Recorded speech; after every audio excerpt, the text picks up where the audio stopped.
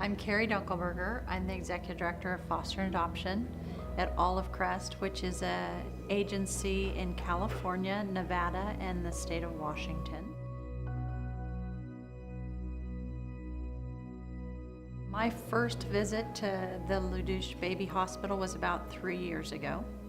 And every experience since then has really been informative in what I do on a day-to-day basis. And I would say the very first time I walked out of the hospital, it was overwhelming sadness. Just to think about those children growing up without a lot of loving or nurturing.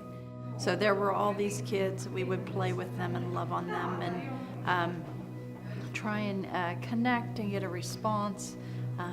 Try and rock and hold and massage, and then to know that at the end of the day they were just being set back down to an evening or another 12 hours to very little interaction, very little soothing, or a cry would just go out into silence.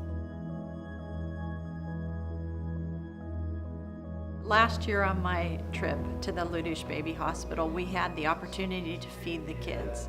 I remember each of us as Americans took individual children and we were able to take time feeding them and letting them swallow and do everything that is really natural about eating.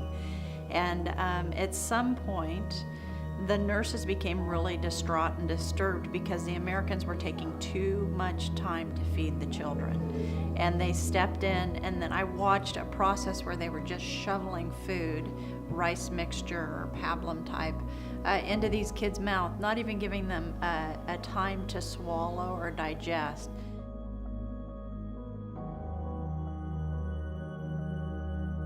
Knowing that and knowing how even as an adult you would gag if you had someone feeding you like that was really interesting when I think about the kids that we work with in our residential programming who have come out of European-based orphanages and know the issues they have with food and with nurturing in general. It was really, really interesting to see some of the roots of what that might be like, where kids know that their cues don't make a difference into their environment.